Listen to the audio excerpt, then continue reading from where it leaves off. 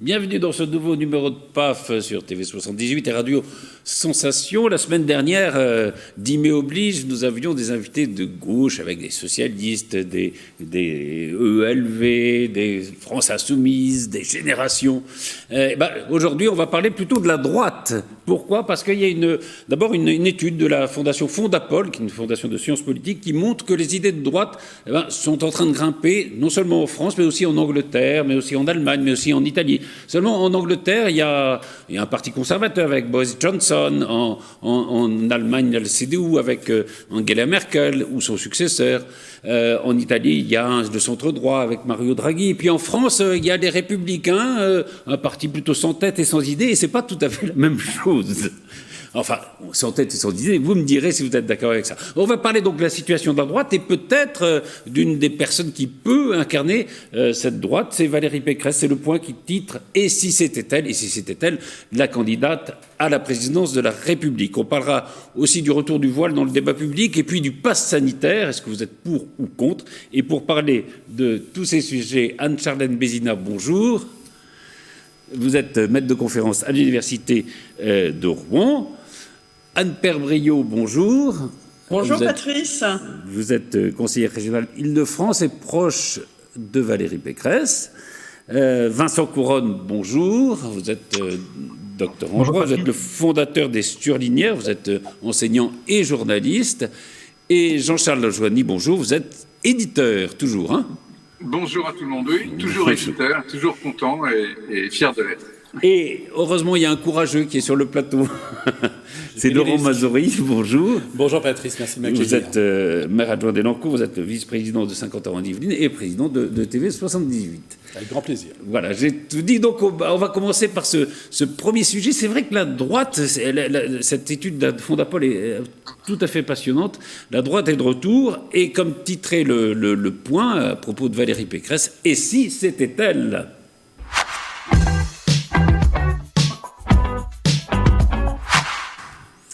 C'est vrai que jusqu'à présent, on parlait beaucoup de Xavier Bertrand comme candidat de la droite. On parle aujourd'hui de Valérie Pécresse. C'est vrai que les élections régionales approchent. Et c'est vrai qu'elle a, dans cette interview, elle développe un programme qui dépasse évidemment la région. D'ailleurs, intéressant, c'est que les deux candidats favoris de la droite ne font pas partie de LR. Oui, c'est un fait, effectivement avéré, Patrice avait raison. Après, je ne suis pas certain que ce soit rendre service à Valérie Pécresse de la présenter dans Le Point, et d'ailleurs, merci, il y a un point d'interrogation, voilà, la présenter comme la présidente. Elle est aujourd'hui candidate à la région Île-de-France, elle entend, à ma connaissance, exercer pleinement ce mandat.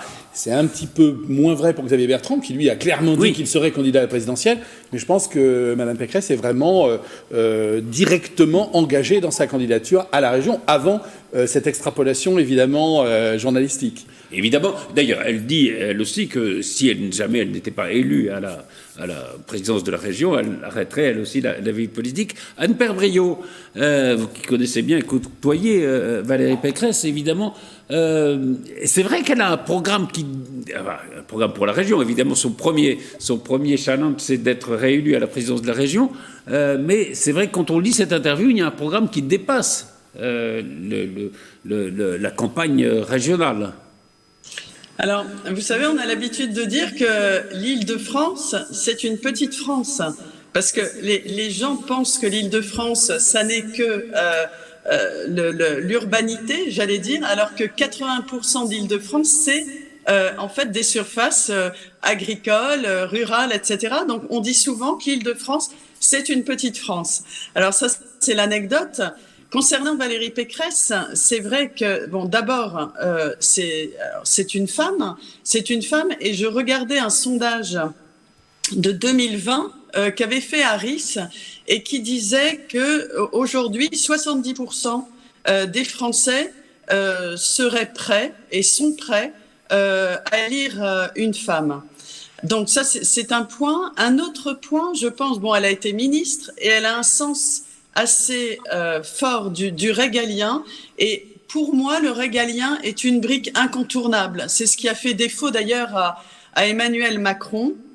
Je pense que pourquoi on a l'impression aujourd'hui d'être un peu sur un bateau ivre, c'est parce que Emmanuel Macron n'avait pas cette connaissance des élus locaux, du territoire français, du maillage du territoire français, n'avait pas forcément la culture du régalien, l'armée, la police, etc. Et je pense que c'est indispensable pour prendre ce type de fonction.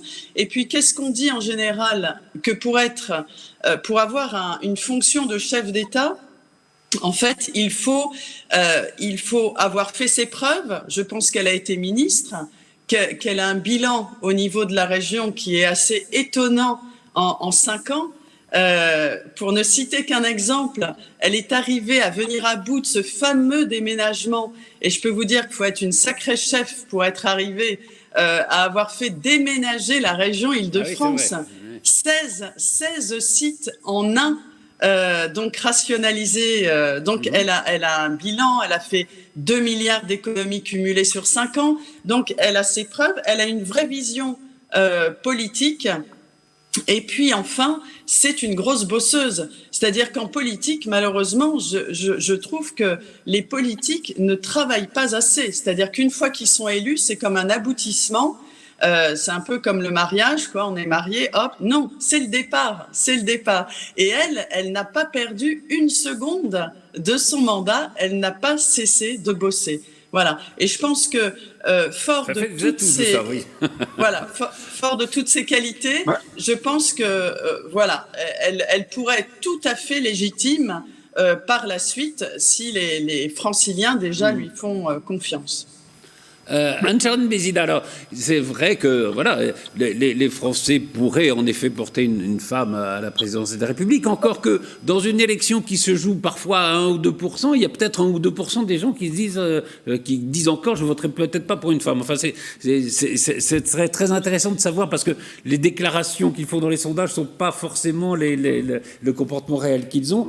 Le problème de cette droite, justement, c'est qu'il y a déjà Xavier Bertrand, c'est que peut-être Valérie Pécresse, peut-être un candidat du LR, que certains vont aller vers des primaires, d'autres pas. C'est-à-dire qu'il y a une division quand même, il y a une tête à trouver. En effet, c'est vrai que de toute façon, dans notre histoire constitutionnelle de la Ve République, on a des candidats généralement qui sont désignés assez tardivement. Les familles politiques ont un peu l'habitude de s'entrechoquer avec des candidatures multiples. Je pense par exemple à l'élection de 74 avec Jacques Chaban-Delmas, avec ces questions aussi qui font que souvent la presse fait émerger un candidat idéal et ça n'est jamais lui qui au final soit remporte l'élection, soit remporte même l'investiture de son parti. Donc je crois que la Ve République nous a appris à nous méfier du candidat favori qui généralement ne connaît pas un destin heureux. On pourrait citer aussi Michel Rocard ensuite. Bon, et Valérie Pécresse, j'ai peur qu'elle puisse faire, en effet, Balladur, j'ai peur qu'elle puisse faire figure de candidat un petit peu trop. C'est un peu tôt, à mon avis, pour la déclarer, notamment parce que ça se déclare par voie de presse, et elle peut jouer un peu cette figure du modèle, mais qui finalement n'aboutit jamais. Donc c'est la grande question. Est-ce que finalement ça n'est pas un peu tôt? On peut penser à Xavier Bertrand aussi pour se lancer dans une campagne alors qu'il n'y a pas encore d'unité, alors qu'il n'y a pas encore véritablement de position partisane. Alors il y a aussi autre chose que cela veut dire, c'est la République en marche, quand elle a commencé en 2017, elle a fait exploser le système partisan de la Ve République. On n'a plus eu de bipolarité PS républicain, et donc le PS a explosé le premier, et les Républicains se sont un peu, on va dire, structurés en une opposition avec notamment l'opposition sénatoriale, et on a eu le sentiment que c'était un parti qui existait encore un petit peu. Or là, moi j'ai le sentiment qu'il est en train un petit peu de faire preuve de son éclatement également, et donc ça confirmerait que l'AREM a fait exploser le système partisan de la Ve République. Et il faut dire aussi autre chose, pour l'élection présidentielle, ça n'est pas certain que l'étiquette partisane, de droite, de gauche, du milieu, soit vraiment pertinente. Parce que les Français choisissent avant tout un destin, une personnalité à laquelle ils vont s'attacher. Et donc, une femme, un homme, je suis pas sûre non plus que ça soit vraiment la bonne question. C'est est-ce que les Français vont finalement considérer que le changement viendra de cette personne-là, parce que la vraie caractéristique française de l'élection et de toute notre histoire, c'est que nous votons en réaction à ce que nous avons vécu. C'était pareil pour les constitutions, on a toujours fait des constitutions inverses à la précédente, et c'est pareil pour les élections. Donc il faut que quelqu'un soit capable d'incarner ce changement, un changement même qui apparaisse radical, pour que les Français utilisent la solution « tiens, on n'a pas encore essayé ça », et c'est celui-là, à mon avis, qui emportera le haut du panier. C'est pour ça, vous avez raison de rappeler ça. C'est pour ça que, d'ailleurs, la difficulté des sortants à se faire réélire, parce qu'on cherche toujours un changement dans les élections présidentielles. Laurent Mazori, vous faites partie de l'UDI, qui est lié au LR. C'est vrai qu'il y a eu un sondage qui est paru hier dans le Parisien, un sondage Ipsos, qui est terrible pour le mouvement Les Républicains, parce que au fond, 65% des sympathisants disent que ils pourraient très bien aller aussi bien vers le RN que vers Macron. C'est-à-dire qu'il n'y a pas de structure idéologique, il n'y a pas eu d'idée, tellement de travail d'idées depuis 4 ans, au fond, depuis l'élection de Macron, dans ce mouvement. Mais j'irai dans le même sens que ce que Anne-Charlène vient de nous exposer. C'est un petit peu la conclusion de ce délitement. Mais je pense que ce qu'il manque avant tout, c'est le leader ou charismatique, que ce soit un homme ou une femme. Oui, c'est pas Jacob. J'ai eu l'occasion de le rencontrer. Je respecte son travail, mais c'est pas le leader charismatique. Je vous embête, pardon. On a déjà eu ce débat. Je pense que dans une élection présidentielle, mais dans toute élection, mais particulièrement dans celle-là, la partie marketing, ce qui n'est pas forcément péjoratif du candidat, effectivement, son histoire, son engagement, sa façon de s'adresser aux médias, s'adresser à la façon dont on parle aujourd'hui de manière moderne aux médias, c'est essentiel si on veut effectivement ensuite porter les idées de son parti. Moi, je pense que le Parti républicain ne manque pas d'idées, à l'UDI non plus, d'ailleurs dans tous les partis il y a des idées, mais je pense qu'effectivement les idées du Parti des Républicains correspondent aujourd'hui à ce que les Français attendent. Ce qu'il faut, c'est quelqu'un, évidemment, pour pouvoir les incarner. Mais les incarner, c'est pas simplement incarner les idées, c'est les porter. Et c'est en cela qu'on a besoin de figures particulièrement efficaces et qui parlent à l'ensemble de la population. Un deuxième point, Patrice, sur lequel je voulais revenir, quand vous disiez tout à l'heure, c'est peut-être un risque, ou au contraire une chance que ce soit une femme. Je pense que ce qui est plus problématique probablement dans l'élection présidentielle, c'est peut-être souvent Paris contre la province. Et j'ai toujours noté qu'il est très compliqué d'être un candidat issu de Paris ou de l'Île-de-France. Sarkozy. Alors c'est un cas particulier, j'allais dire, parce que alors là, on parlait de rupture, on était vraiment en rupture avec ce qu'on avait connu avant. Donc on est bien dans ce côté charismatique. C'était peut-être un atout, parce que c'était une rupture par rapport à Chirac, par exemple. Oui, tout à fait. Quoique Chirac était maire de Paris. Mais Chirac était maire de Paris, mais pour tout le monde, il était corrézien. Voilà. Et donc je crois que, et c'est pour ça aussi que la personnalité de Xavier Bertrand, il faut vraiment la regarder de près, parce que son côté, je suis parti dans le Nord et j'ai fait dans le Nord une région qui aujourd'hui apparaît comme d'abord avoir fait une forme de consensus un petit peu de l'ensemble des partis, d'ailleurs de s'être exprimé en rupture et en opposition avec le Rassemblement national.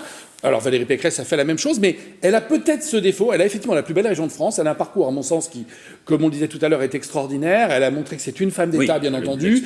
Elle gère quand même la première région d'Europe. Donc là-dessus, il n'y a aucun doute sur la qualité de cela. Après, il faut effectivement faire admettre au reste de la France que je suis bien une candidate pour l'ensemble des Français, et donc il faut être capable, et c'est là où il y a un peu un piège avec ces régionales, il faut à la fois porter le programme régional et gagner ces régionales, et ensuite être capable de s'en extraire si on veut être candidat à la présidence. C'est un vrai challenge, en tout cas. Et vous avez raison de dire, par exemple, que Xavier Bertrand joue ou surjoue presque le côté « je viens de province, je viens du Nord », etc. Oui, bien sûr, exactement. Je suis proche des Français. En gros, ça va un peu ensemble. Vincent Couronne, justement, dans le sondage dont je parlais de Ipsos, qui est paru dans le Parisien notamment, et sur France Info, justement, il y a ce reproche, au fond, c'était de montrer que le Parti républicain n'a pas choisi, parce qu'il est écartelé entre ceux qui sont partis chez Macron, comme Le Maire, comme quelques autres, et puis ceux comme Éric Ciotti qui disent il y a la seule différence entre le RN et nous, c'est que nous, on a l'habitude de gouverner.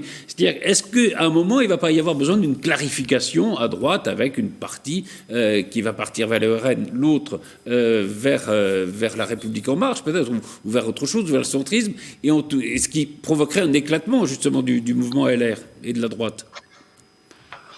Cet éclatement du mouvement LR, on le voit déjà effectivement à l'œuvre, comme disait Anne-Charlène Bézina tout à l'heure, c'est-à-dire que depuis 4 ans, on voit vraiment que la République en marche arrive à faire éclater et au grand jour, en tout cas, les divisions au sein des Républicains. On l'a bien vu dans la région PACA, par exemple. Mais la clarification, elle viendra probablement après les régionales. C'est-à-dire que les régionales, ça va permettre à chacun de mettre des essais et puis ensuite de marquer des points et de voir où penche la balance, de quel côté, de quel candidat, etc. Donc, de ce point de vue-là, il y a probablement une clarification qui va avoir lieu, mais elle aura lieu, à mon avis, après les régionales. C'est pas les programmes pour les régionales qui nous permettront d'y voir plus clair. Ensuite, il y a une question qui me paraît centrale, c'est le positionnement des Républicains vis-à-vis du Rassemblement national.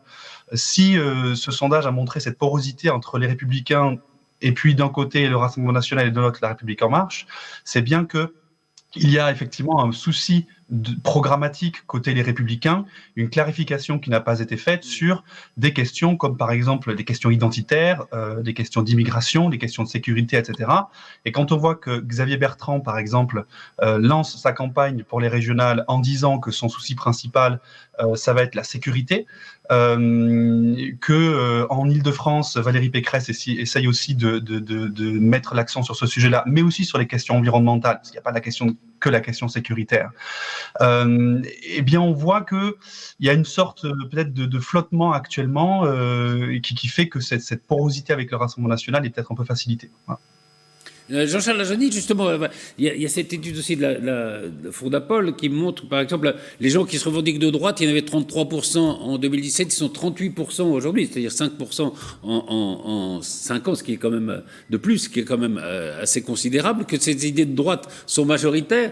Et donc, on est dans une situation comme ça qui est idée de droite, en gros majoritaire, on va revenir, parce que c'est l'immigration, c'est l'islam, c'est la sécurité. Et au fond, personne, finalement, à droite, qui se détache pour incarner ces idées. Alors, plusieurs choses. Quelqu'un de droite, on a quelqu'un qui est parfait, c'est Emmanuel Macron, qui est un président de droite clair et net, ça, il n'y a aucun problème. Et c'est pour ça que il n'y a pas de. C'est très difficile pour les Républicains de trouver quelque chose parce que effectivement, on a vu Édouard Philippe, on a vu Le Maire, on voit Darmanin, on voit des tas de gens de droite qui avaient des idées à droite et qu'on trouvait tout à fait respectables quand ils étaient à droite, qui ont rejoint le président Macron. Et voilà, donc ça fonctionne plutôt bien. Alors, je ne suis pas un fanatique de tout ce qui est fait par Macron et son gouvernement, notamment sur les problèmes de sécurité, d'islamisme et de laïcité. Il y a beaucoup de boulot et c'est probablement ça qui fait que le Front National est sur une pente hyper agréable, enfin va gravir la pente de façon assez facile. Après, pour en revenir juste à Valérie Pécresse, elle paraît absolument parfaite comme présidente de région. Bon, j'espère simplement, c'est un peu de l'anecdote, mais qu'elle a d'autres faits de gloire que d'avoir réussi un déménagement comme argument, parce que c'est quand on voit Michel Barnier qui réussit le Brexit et Valérie Pécresse. Je peux faire la liste. Hein. Bon, non, c'était une petite pique, mais voilà. Mais sinon, après. Moi, ça m'énerve un peu qu'on nous dise oui, c'est une femme, mais je m'en fous que ce soit une femme. C'est quelqu'un de passionnant, quelqu'un d'intéressant, que ce soit un homme ou une femme, peu importe. Je veux dire, je veux pas voter pour quelqu'un parce que c'est une femme ou contre parce que ce serait une femme. Donc, ça a l'air d'être une très très bonne présidente de région. Elle a pour l'instant un bilan qui paraît excellent. Il y a encore des choses à faire. Après, la véritable question, c'est est-ce qu'une bonne présidente de région peut être une bonne présidente de la République? Voilà. Est-ce que peut-être que son poste idéal est celui-là et que peut-être après, ce qui me choque aussi ce qui me déçoit un petit peu, c'est dans l'interview donnée au magazine Le Point, elle dit clairement qu'en aucun cas ne pourrait être Premier ministre d'Emmanuel Macron. C'est un peu dommage parce que, alors, en même temps, c'est parce qu'elle le dit maintenant qu'elle refuserait le poste après les élections. Mais il y a quand même un peu dommage tout de suite d'essayer de se démarquer. Je veux dire, on a l'impression que c'est presque un problème de personne et que le problème des idées. Moi, j'aimerais vraiment qu'il y ait un jour un débat entre Madame Pécresse et Monsieur Macron pour voir les différences d'idées fondamentales. Pour l'instant, je n'en vois pas. Et c'est tout le problème de la droite, c'est qu'il n'y en a pas. Alors qu'après, vous êtes tous là en train de dire oui, c'est terrible, il y a des gens de droite qui vont aller au Front National. Mais bon, peu importe, je veux dire, c'est pas très grave. Il y a quand même beaucoup plus de gens de droite qui sont pour Macron ou encore pour Barnier, pour Pécresse ou pour Xavier Bertrand que de gens de droite pour le Front National. Et après, j'en termine juste là-dessus. vous avez l'air tous étonnés en disant les idées de droite progressent, mais Mitterrand l'a dit le premier, tout le monde l'a dit, la France est résolument à droite. Alors après, comme chaque grande élection présidentielle, ça se joue à la marge et sur la personnalité des gens. Mais voilà, moi je ne suis pas du tout étonné que les idées de droite progressent. C'est même pas qu'elles progressent, c'est qu'enfin on réalise, après une chape de plomb pendant des années en disant de toute façon il n'est de bon ton que d'être de gauche et d'être dans le politiquement correct, dans le mainstream, etc. Et que là, voilà, on réalise qu'effectivement, les idées de droite, elles sont les idées partagées par beaucoup de gens et que voilà, après, c'est ce qui est important. Ce qui est intéressant, c'est que c'est pas seulement la France, c'est aussi l'Allemagne, c'est aussi l'Angleterre, c'est aussi l'Italie où on sent les mêmes progressions. Et ce qui est intéressant aussi, c'est que jusqu'à présent, on se disait c'est plutôt les personnes âgées qui votent à droite. Alors, la plus grosse progression, elle se fait chez les plus jeunes. Et le pourcentage de plus jeunes, de moins de 30 ans en gros, et de plus de 65 ans qui votent à droite est identique, ce qui est quand même très nouveau, sans parler évidemment du Rassemblement national qui est le parti des jeunes et des ouvriers aujourd'hui. Mais Anne Perbry, pardon ? Oui ? Oui, juste, je crois qu'il y a quelque chose qui est très intéressant en comparant ces élections régionales aux précédentes, c'est notamment la question du front républicain. Parce qu'il ne faut pas oublier qu'aussi bien pour la région Xavier Bertrand que pour la région PACA, il y avait eu ce champ lexical qu'on avait retrouvé pour l'élection présidentielle de 2002, de faire front contre le Rassemblement national, justement, en prétendant que donc ce parti n'étant pas républicain, un front gauche-droite, gauche-milieu, milieu-droite, devait s'opposer à ce parti. Et je note quand même que dans le discours politique, c'est ce mot-là qui n'apparaît quasiment plus, qui n'apparaît pas en tout cas dans l'actualité, ce qui fait qu'au fond, lorsqu'on a en PACA, par exemple, une ligue droito-centriste pour, soi-disant, en tout cas, faire front contre le RN, eh bien, ça n'apparaît plus dans les idées du temps. Et c'est ça qui est assez intéressant, c'est qu'en fait, on a un glissement en faveur peut-être de la fameuse dédiabolisation du RN, qui fait que le LR a encore moins de fenêtres, puisque c'était un peu la seule chose qui restait à la droite, c'est que c'était la droite qui n'était pas la droite de l'extrême, et c'était elle qui avait bénéficié de ce front républicain lors des dernières régionales. Donc, si on n'a plus ce front anti-RN, est-ce qu'il reste encore un parti des Républicains? C'est ça la question qui s'était finalement déjà posée au régional de 2014. Donc, je trouvais que le parallèle méritait vraiment d'être mis en lumière. Absolument. Pour comprendre ce positionnement.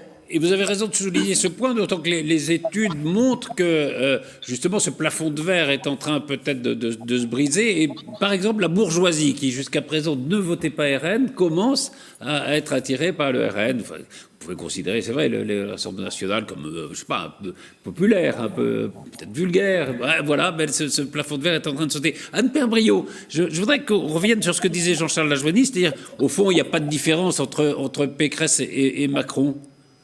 Alors, justement, je voulais réagir un petit peu par rapport à quelques remarques.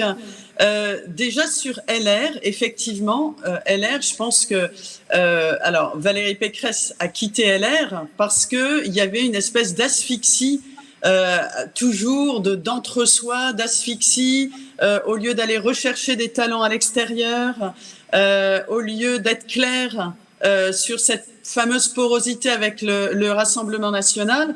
Et c'est pour ça que Valérie Pécresse a quitté LR, justement, pour s'affranchir de ces deux choses-là, c'est-à-dire oxygène, bon sens, simplement ce que les Français recherchent, et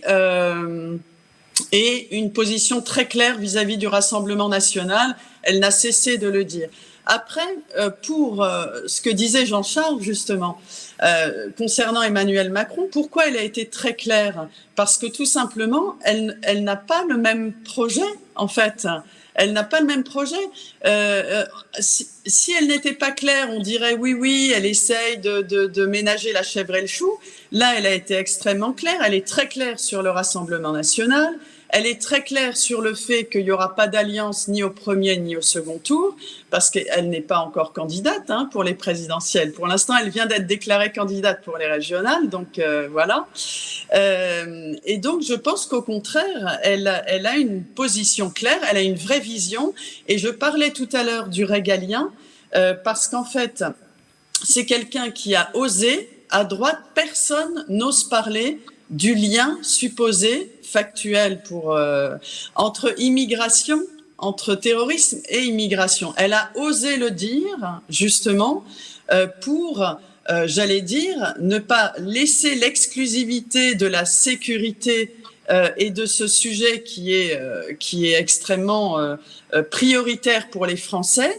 En fait, elle est également très claire là-dessus. Et là-dessus, elle ne partage pas du tout l'idée du régalien avec Emmanuel Macron. Et je pense que c'est ça qui les divise. Parce qu'après, sur la vision, j'allais dire, libérale de l'économie, elle partage pas mal d'idées là-dessus. Oui, il y a des points communs, oui. Voilà, il y a des points communs. Et puis après, je pense qu'aussi, elle est très forte sur le social, c'est-à-dire tous les sujets sociaux qui concernent directement les Français, quand elle s'intéresse à la précarité, quand elle s'intéresse aux femmes dans la rue, quand elle s'intéresse au harcèlement scolaire, etc.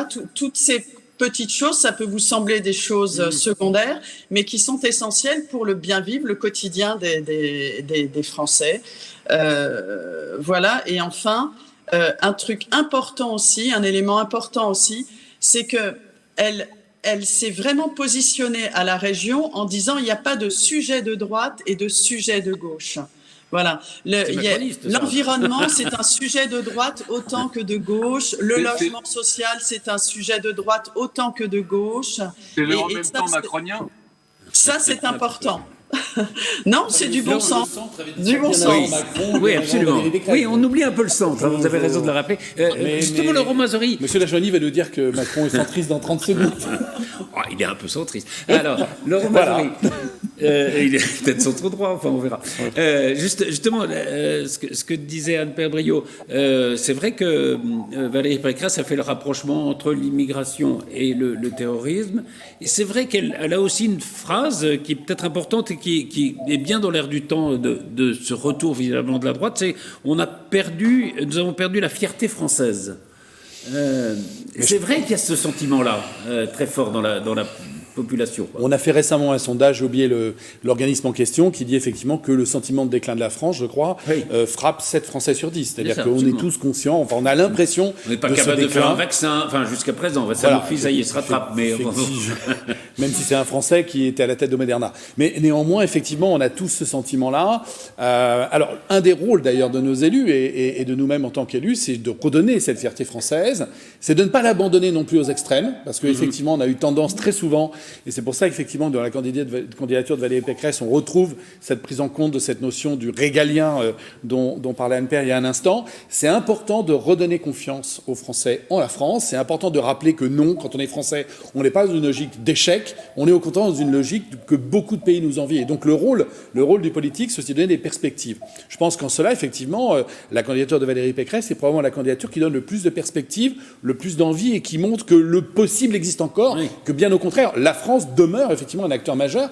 Pas forcément la scène internationale, c'est évidemment important, mais surtout pour chacun des citoyens, c'est-à-dire l'unicité des chances, la capacité à tous de pouvoir réussir sa vie en France. Et le deuxième point sur lequel je voudrais revenir aussi, Patrice, vous avez raison de le dire, il ne faut pas abandonner, on a enfoncé, on l'a dit 10 000 fois ces portes ouvertes-là, mais il ne faut pas abandonner le régalien au Rassemblement national, il ne faut pas abandonner la sécurité au Rassemblement national, il ne faut pas abandonner au Rassemblement national, et c'est ce qu'elle a fait effectivement, des liens qui sont évidents. Alors il n'y a pas que ça, mais quand même entre le terrorisme effectivement et une partie certes ténue d'immigration, mais qui de fait, si l'immigration était plus contrôlée, probablement ce terrorisme serait moins prégnant en France. Je pense qu'il faut avoir le courage d'assumer son identité politique forte du respect de la République. Et cette valeur-là, et là-dessus je vais rejoindre ce qui a été dit, cette valeur-là d'une République forte, j'ai déjà eu l'occasion de dire sur ce plateau, c'est pas une valeur de droite ou de gauche, c'est une valeur fondamentalement républicaine. On n'a pas de raison d'abandonner au Rassemblement national la défense de notre démocratie. Elle est éminemment de droite, du centre, mais elle est aussi d'une gauche modérée.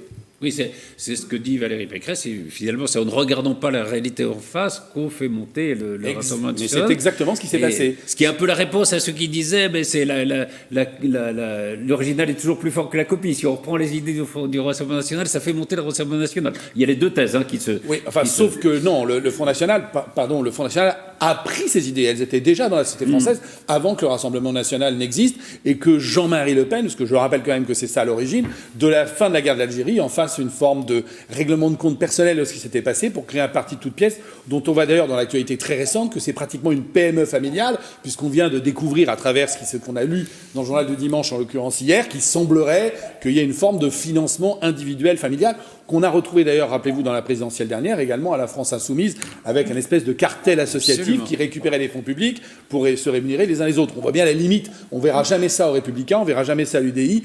Et voilà. Et donc on voit bien que le Front National, c'est autre chose qu'un parti politique. Un parti politique. Et on verra d'ailleurs l'influence de l'affaire des financements européens sur la candidature de Marine Le Pen. Vincent Couronne. Justement, ce que disait Laurent Mazori, voilà, là, une élection présidentielle, il faut faire un peu rêver. Est-ce que justement, on n'est pas dans une époque où les gens ne rêvent plus et que ça pose un problème peut-être d'adhésion? Est-ce qu'on va aller dans une élection présidentielle dans laquelle on va pas voter pour quelqu'un mais contre? Oula, vieux débat, Patrice. Je ne sais pas si en plus de ça, la période de la crise sanitaire est propice à l'imagination, et à l'imagination peut-être, mais au rêve peut-être un peu moins. Mais en tout cas, moi je pense qu'il y a une question intéressante par rapport au rêve justement. C'est ce que beaucoup de candidats aujourd'hui nous font, ce sur quoi ils nous font rêver, c'est la question des valeurs. On en parlait à l'instant. C'est-à-dire qu'ils sont tous à dire qu'il faut améliorer la transmission des valeurs, que nos valeurs se perdent, etc. Mais en réalité, quand ils disent ça, en fait, électoralement, ça fonctionne. Pourquoi ? Parce que chacun y met ce qu'il veut dans ces valeurs-là. De quelles valeurs est-ce qu'on parle ? Et donc, en réalité, je pense que chacun peut s'imaginer quelle est la propre, sa république ou les valeurs qu'il a envie que le politique défende. À partir du moment où le politique, lui, ne prend pas vraiment position, c'est assez facile. Moi, je suis, à la base, j'ai une formation de juriste. Donc, si je prends les valeurs en droit, qu'est-ce que c'est ? C'est celles qu'on retrouve dans la Déclaration des droits de l'homme et du citoyen, c'est celles qu'on retrouve dans la Convention européenne des droits de l'homme, au préambule du traité sur l'Union européenne, etc. C'est la démocratie, c'est la protection sociale, mais aussi la liberté d'entreprendre, c'est la liberté d'opinion, le droit à la vie privée, etc. Et jusqu'à aujourd'hui, en réalité, ces valeurs qui sont censées bien nous faire rêver éventuellement, et dont les candidats aujourd'hui nous disent que elles sont en perte de vitesse, elles sont malmenées, et qu'il faut les renforcer. Eh bien, ces valeurs, très souvent, en réalité, elles ont été malmenées par ces mêmes candidats. Je veux dire, quand le Parti socialiste était au pouvoir avec François Hollande, il a porté atteinte gravement à la protection de notre vie privée, en mettant en place un système de surveillance que Emmanuel Macron continue et renforce encore, la protection sociale, la liberté d'opinion, la neutralité religieuse, etc. Tous ces éléments-là, y compris Nicolas Sarkozy et les promesses du Rassemblement national, tout en fait, quand on parle de protection des valeurs, en réalité, on ne sait pas ce qu'on met dedans, d'une part, et d'autre part, c'est le premier problème, et d'autre part, très souvent, en réalité, ce sont les politiques eux-mêmes, en fait, qui portent atteinte à ces valeurs-là. Donc, nous faire rêver sur un avenir de la France glorieux ou quoi que ce soit, en fait, je trouve ça un petit peu creux, et chacun met un petit peu ce qu'il veut dedans. Oui, mais voilà, les gens ont peut-être envie aussi d'être fiers de leur pays, d'avoir quelqu'un peut-être qui les incarne. Enfin, c'est un peu ça aussi l'élection présidentielle. Ça ne se joue pas que sur la rationalité. Je crois que c'est tout à fait juste et Anne-Père Briot le disait tout à l'heure, il y a ces blancs-bonnets et bonnets blancs économiquement entre Valérie Pécresse et Emmanuel Macron. Mais en revanche, je pense que Valérie Pécresse a sûrement une carte à jouer sur la fierté d'être français. Et à l'évidence, le président Macron n'est pas quelqu'un qui est passionné par la France ou par l'esprit français. Je pense que les Français se contrefoutent de savoir qu'on soit capable ou pas de faire un vaccin, on arrivera bien à en faire un, c'est pas grave. Mais c'est cette politique de la culpabilité permanente, de la repentance, des excuses à tout bout de champ sur tout ce qui a pu se passer, etc. C'est un désaveu de ce qui fait la France. Le président Macron dit qu'il n'y a pas de culture française. critique les Françaises. Et c'est de ça dont les Français ont besoin, de quelqu'un qui dise on est Français, on peut être fier de l'être, et on peut être fier de l'être. La France est un beau pays, un pays magnifique. Il y a des gens qui aiment la France, il y a des présidents qui aiment la France, et visiblement le président Macron, il est peut-être il a une vision vraiment différente. On le sent pas animé d'une passion pour l'âme française. Et je pense que c'est très important. Et qu'effectivement, Valérie Pécresse semble être beaucoup plus tatillonne là-dessus. Et je dis tatillonne au sens le plus sympathique du terme. Elle semble intéressée par ça, cette âme française qui existe et ce passé français qui n'est pas acheté systématiquement. Et il faut arrêter. Moi, j'aimerais qu'on n'ait pas un président qui passe son temps à s'agenouiller pour s'excuser de tout ce qui a pu être fait, etc. Mais qui, au contraire, de temps en temps, disent voilà, on a fait ça, c'était très bien, on va faire ça, c'est encore mieux, etc. Et là, depuis 5 ans, depuis 3 ans et demi, pardon, c'est un peu oublié. Et je pense qu'effectivement, des gens comme Valérie Pécresse, personnalité, il y en a probablement d'autres, peut-être aussi Barnier, dont on n'a pas parlé, mais voilà, qui peut-être aussi peut avoir un rôle à jouer, peut-être à côté de Valérie Pécresse, je ne sais pas. Mais en tout cas, voilà. Et puis, dernière chose, je pense qu'il faudrait arrêter, si la droite veut s'en sortir, en tout cas les républicains et tous les gens qui tournent autour, uniquement de critiquer le Front National. Ce n'est pas en critiquant un parti qui est sur ces extrêmes qu'on arrive à fédérer des gens. Moi, je me contrefous de ce que pense le Front National. Ce ne sont pas mes idées, voilà. Mais je voudrais que les Républicains arrêtent de me dire oui, le Front National, ceci, le Front National, c'est le principal agent électoral du Front National, semble être les élus républicains. C'est quand même un peu dommage. Jean-Charles, pardon, mais ce qu'on reproche parfois aux Républicains, c'est pas tellement de critiquer, c'est de partager les mêmes idées. Quand vous écoutez Éric Ciotti, je vois pas tellement la critique des Républicains.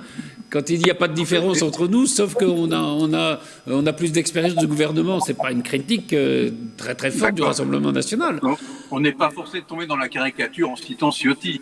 Hein, donc, le gouvernement n'a rien fait. Enfin, pardon, mais Jean-Charles, c'est un petit peu là, Jean-Charles, c'est un peu toi qui caricature aussi un peu Emmanuel Macron quand tu dis qu'il n'aime pas la France ou qu'il a déclaré qu'il n'aimait pas la culture française ou quoi que ce soit. Je pense que il a dit la culture française n'existe pas. Il avait dit ça. Voilà. Non, mais il faut la culture française n'existe pas. Je ne peux pas laisser dire une chose pareille. Oui, mais une phrase sortie de son contexte, évidemment. Alors, je veux dire, on ne peut pas imaginer que quelqu'un qui, même si on n'aime pas Emmanuel Macron politiquement, qui est quand même assez cultivé et quand même une très très bonne connaissance de l'histoire française et de la littérature française, de dire ce genre de choses sans contextualisation. Je pense qu'il y a un danger assez important, assez grave à délivrer comme ça des brevets de francité aux candidats ou aux politiques qui nous représentent. C'est complètement ridicule. Est-ce qu'un tel est plus français qu'un autre ou plus apte à être français qu'un autre parce qu'il défend mieux la France qu'un autre? Enfin, on tombe ici dans les travers nationalistes. On tombe ici dans les travers nationalistes que je trouve extrêmement dangereux. S'il faut faire une déclaration d'amour à la France tous les matins quand on se lève pour prouver qu'on est à sa place, enfin, pardon, mais moi je trouve ça extrêmement dangereux. Non, mais je préfère mille fois des déclarations d'amour à la France quotidienne. Anne-Père Brio. Non, juste, Vincent, Emmanuel Macron a quand même dit qu'il voulait déconstruire l'histoire de France. Donc, c'est assez... Là, on n'a pas besoin de contexte pour comprendre l'intensité de cette phrase-là, quand même. Déconstruire l'histoire de France. Oui, mais ça ne veut pas dire la détruire. Ça ne veut pas dire la détruire. Enfin, encore une fois, sa citation, moi, je l'ai pas, je ne sais pas de quoi il parlait, je l'ai pas entendu. C'est un journal américain, hein. Mais voilà, ça ne veut pas dire détruire. Ce que fait Emmanuel Macron, bon, je regarde les faits, ce qu'il fait par exemple sur la guerre d'Algérie, ce qu'il fait par exemple, même ce qu'il a fait sur Vichy, etc., c'est pas une destruction de l'histoire de France, c'est une compréhension de notre histoire pour qu'on puisse la regarder en France. Moi, quand je regarde le Royaume-Uni, par exemple, aujourd'hui, qui a un gros problème d'identité, qui a une énorme nostalgie sur sa période impériale. Si vous allez au Royaume-Uni aujourd'hui, il y a des drapeaux britanniques partout. Il y a une fébrilité extrêmement importante par rapport à leur propre histoire qu'ils ont du mal à regarder en face. Moi, je suis assez content qu'en France, on soit en mesure de regarder notre histoire en France avec ses avantages, ses travers, et qu'on soit aujourd'hui capable de faire la synthèse. Et ça fait que, on évite des décisions comme le Brexit ou comme des positions nationalistes qui sont forcément mortifères.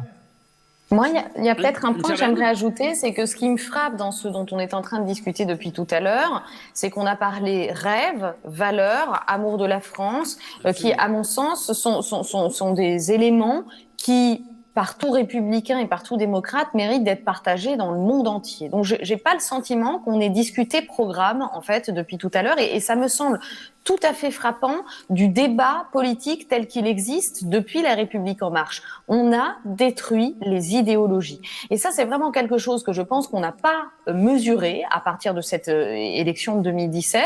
C'est qu'en jouant sur tous les terrains, justement, parce qu'en même temps et parce que c'est aussi un petit peu la famille du centrisme de pouvoir toucher à tout, eh bien, on a déconstruit l'idée que la gauche serait sociale, que la droite serait plus capitaliste. Et donc, du coup, je crois qu'au fond, en France, on ne rêve plus, on ne pense plus par rapport aux partis politiques. Et là, à partir de ce moment-là, je pense qu'il y a en effet un grand danger parce que les Français se tournent vers les associations, vers les think tanks, surtout vers les médias et vers la presse et surtout les réseaux sociaux, malheureusement, ce qui font qu'aujourd'hui, on ne pense plus que par affiliation à un groupe social, que par rapport à des identités culturelles, avec du coup ce sentiment de devoir revendiquer d'être moi, d'être français ou de faire partie de tel groupuscule, et on touche aujourd'hui à un désert au niveau des idées. Donc moi je crois que si le parti Les Républicains ou même le parti PS ou n'importe quel parti souhaitait se placer dans l'opposition à ce qui se fait à l'heure actuelle, il faudrait trouver une idéologie de l'opposition. Ce que le Sénat a quand même essayer un petit peu de tailler, on va dire petit à petit, avec une opposition systématique aux positions, sans pour autant développer une idéologie à part entière. Alors avec les valeurs, le côté républicain, il y a quand même eu des choses qui ont été travaillées par ce Sénat LR. Donc je crois que l'essentiel demain pour le parti qui devra et pour le candidat qui devra se positionner comme étant un opposant à Emmanuel Macron qui se représenterait, c'est de trouver une idéologie d'opposition, c'est de trouver de nouvelles idées, un positionnement qui soit différent. Et ça, je crois que c'est cruellement ce qui manque à la France en ce moment. C'est possible, et en plus, il y a une chose dont on est sûr peut-être, c'est que... Pardon ? Non, je disais, il y a peut-être une chose dont on est sûr, on parle de la droite, c'est que la gauche quand même est en péril et qu'elle ne sera probablement pas au deuxième tour des présidentielles, même si c'est un peu tôt après pour faire des prévisions. Je ne suis pas sûr que ce soit d'une tristesse totale à cette nouvelle, surtout si la gauche, c'est la France insoumise et les écologistes dont on voit le mal qu'ils font dans les villes qu'ils ont gagnées aux dernières élections municipales. Alors, c'est l'élu qui parle et le militant. On va passer au deuxième thème de cette émission, c'est le retour du voile.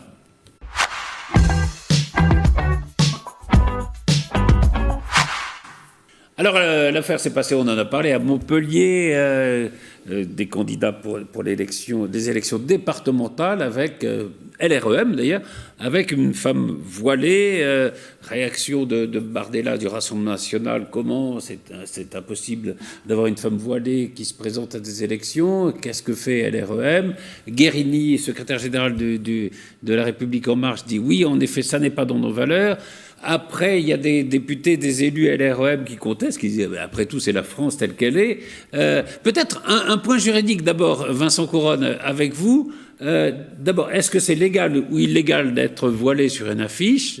Et est-ce que enlever ce voile, ça serait, dire qu'on ne peut pas avoir une femme voilée, c'est de la discrimination? Le son. Le micro, Vincent. Micro.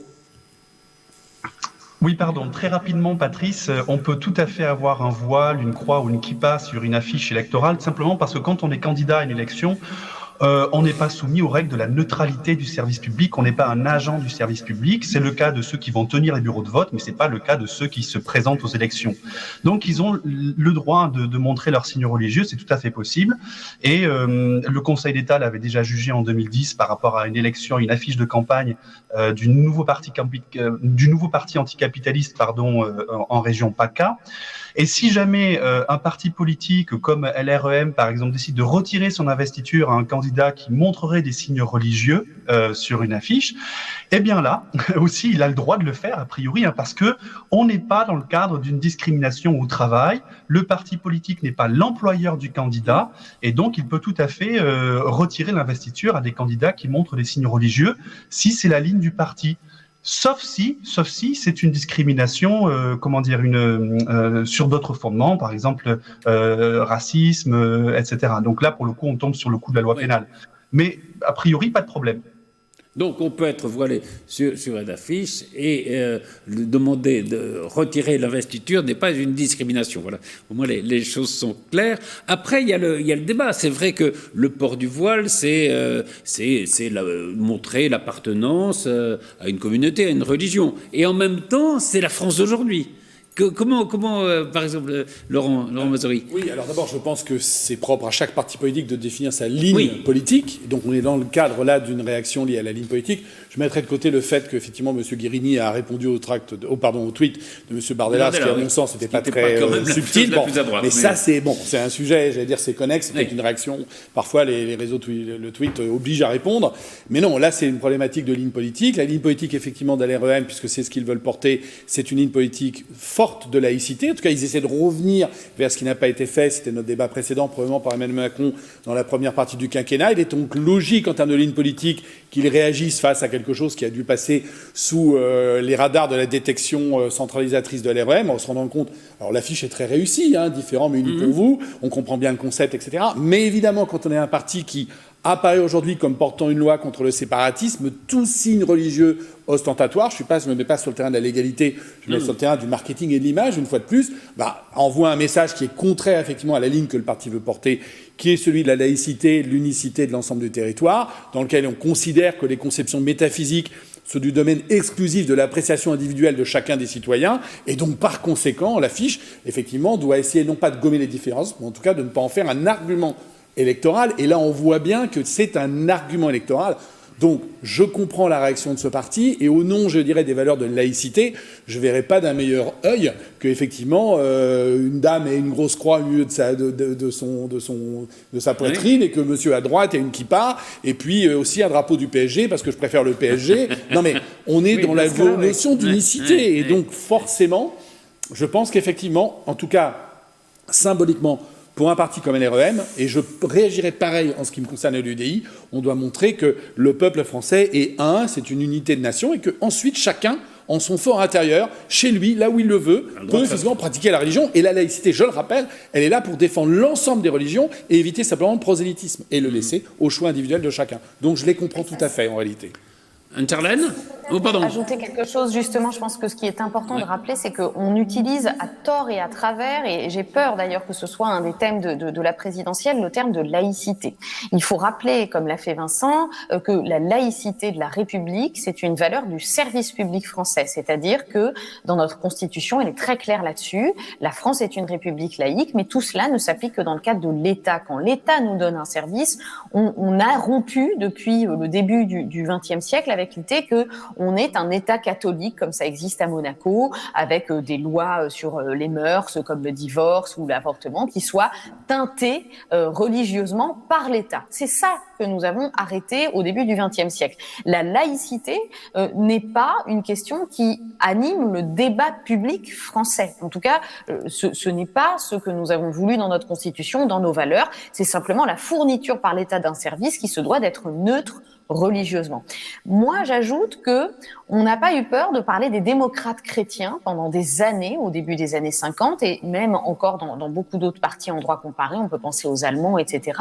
Donc, la religion, la morale, l'éthique, les mœurs, la politique, l'économie ne sont pas des sciences sociales où vous avez des frontières étanches. Tout se mélange à ce moment-là. Et donc, alors évidemment, à mon avis, en termes de marketing, comme le dit Laurent, on a vraiment quelque chose d'assez maladroit ici, différent mais uni. Bon, c'est un slogan en plus assez repris de l'Europe et de beaucoup d'autres fédérations comme ça. Mais je crois qu'il faut rappeler que ce n'est pas quelque chose qui est gênant de considérer que la religion puisse faire partie parfois du débat.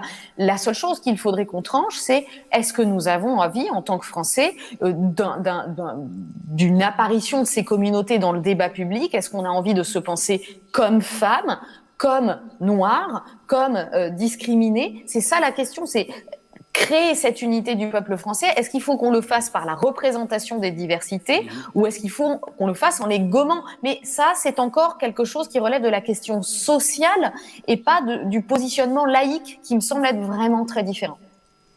Anne-Père Briot, justement, alors est-ce que, oui, signe d'appartenance communautaire ou au fond représentation de la France telle qu'elle est? ce voile? Alors, moi, je partage tout à fait l'analyse de Laurent. Pour moi, il y a vraiment pas la place pour les signes ostentatoires sur les affiches électorales. Il y a la société civile d'un côté, la société religieuse de l'autre, et je trouve que sur une affiche électorale, on reste neutre en termes de religion. Voilà, c'est une position. Jean-Charles, rapidement, pardon. Non, oui, allez-y. Qui se positionne effectivement sur l'aspect, j'allais dire. Attends, une seconde, Jean-Charles, pardon. Pardon, Jean-Charles. Juste, Anne-Charlène, effectivement, se positionne toujours un peu sur l'aspect juridico-social du dossier. Moi, je voudrais être très, très clair. Je rappellerai qu'après tout, les Américains n'ont pas le monopole des pères fondateurs. Les pères fondateurs de notre République, aujourd'hui, les pères historiques fondateurs, pour moi, issus de la Révolution française, et que je pense que, s'ils revenaient parmi nous et qu'ils voyaient une telle affiche, alors effectivement, à l'époque, ça n'aurait pas été un voile, hein, ça aurait été autre chose, ça aurait été un crucifix, ça aurait été les écoles religieuses systématiques, etc., issus de l'Ancien Régime, ils se retourneraient tous dans leur tombe. Et donc, moi, je me positionne sur l'aspect philosophique et volontairement politique en affirmant haut et fort que tout signe religieux n'a pas sa place dans la sphère de l'engagement politique au nom de tous. Par contre, je le redis, Anne-Charlène, ensuite, chacun peut croire ou de ne pas croire, ça ne pose pas de problème. Mais franchement, à titre personnel, et je pense au sein de l'UDI, nous ne souhaitons pas cela. Nous souhaitons une République une et absolument indivisible. Et là, je vois un signe, et là je reprends ce que vous disiez, Anne-Charlène, qui tend effectivement à cette forme de division. Et tout à l'heure, on le disait, je vote pas pour quelqu'un parce qu'il est blanc, noir, c'est une femme, c'est un homme, il est catholique, il est musulman. Je vote pour lui parce que je vais considérer qu'il ou elle est la meilleure personne pour me représenter et pour pouvoir effectivement garantir cette unicité. C'est un peu toute la différence qu'il peut y avoir entre l'égalité et le fairness des Américains, quoi. Moi, je ne suis pas pour le fairness des Américains, je suis pour effectivement cette égalité. Voilà. Et je trouve que l'image est forte, quoi, en l'occurrence. Pardon, je m'arrête là. Mais elle avait raison de rappeler sur le plan juridique et social, oui. Parler Jean-Charles juste après, mais juste si on se positionne justement dans la paternité de la Déclaration des droits de l'homme, je crois que c'est vraiment une erreur sur de compréhension de leur philosophie, puisque le préambule de notre Déclaration des droits de l'homme est placé sous la protection de Dieu. Et justement, la Déclaration des droits de l'homme est la manifestation de l'individualisme chrétien de cette époque-là. Donc je crois précisément qu'à cette époque, la religion faisait complètement partie du débat politique, et que c'est au contraire aujourd'hui que nous avons besoin de cet universalisme qui nous semble ne plus passer par l'identité religieuse. Ce que moi, je crois faire partie du débat social, c'est-à-dire qu'il semble qu'une grande partie des Français n'ait pas envie de ces représentations, et personnellement, sur un plan politique, philosophique, religieux, j'ai des positionnements qui peuvent être différents. Mais je crois qu'en tout cas, il faut rappeler que ce n'est pas historique, où la laïcité ne fait pas partie de ce qui doit faire partie d'une affiche politique ou pas. Ça, c'est un sentiment social, personnel, de conception aussi du vivre ensemble, qui est tout à fait variable d'une personne à une autre et d'un parti à un autre. Donc, rappelons juste que ça ne fait pas partie des fondements français. C'est une idéologie, c'est ce à quoi on a envie de croire, et certains sont choqués par cette affiche et d'autres non. Voilà, c'est la seule chose que je voulais replacer dans le débat. Alors, je suis plus de 1791 ou 1789, et finalement, je suis plus héritier des hussards noirs de la République. Tu as raison de le dire, je l'affirme haut ici, que effectivement de la Déclaration initiale des droits de l'homme. Jean-Charles, en une seconde, parce que je voudrais il nous reste 2 minutes, et je voudrais qu'on parle du pass sanitaire. Je crois qu'encore une fois, il faut arrêter de tourner autour du pot, et vous êtes tous là en train de faire des figures de style pour surtout ne pas parler de l'islam. C'est-à-dire que Anne-Charlène nous parle de la démocratie chrétienne, mais quel est le rapport? Enfin, je veux dire, c'est totalement scandaleux. Vous faites comme si ce voile, c'était exactement comme une discrète main de Fatma, une petite étoile de David autour du cou. Ça n'a rien à voir, on le sait bien. Arrêtez de vous voiler la face. C'est le cas de le dire. Non, mais c'est juste ridicule. C'est un truc de combat, ce voile sur une affiche. Et Christine Boutin, ça peut être. Vous pouvez dire aussi, la France, elle est comme ça. On peut la constater, non? Non, et si on veut que le Front National fasse 98% des voix, mais ça, c'est autre chose. On a parlé de la politique. Après, il y a le problème à dire que c'est merveilleux et que c'est l'expression d'une religion comme si c'était une autre religion. Le voile est quelque chose, un instrument de combat. arrêter de... Mais Christine Boutin était quand même arrivée Oui. pour discuter de la loi sur le Pacs avec une Bible à l'Assemblée nationale. Absolument. Donc après, il faut replacer les choses dans leur contexte. Alors, il faut une égalité. Si on veut c'est une ça. laïcité, il faut C'était- une égalité. C'était la Quelle Van Charlen, cela dit que le quelle Parti analogie. démocrate chrétien en France n'a pas non plus une audience formidable. Alors, vite, pardon, il faut qu'on passe au dernier thème parce qu'il nous reste 1 minute. Le pass sanitaire, vous êtes pour, vous êtes contre?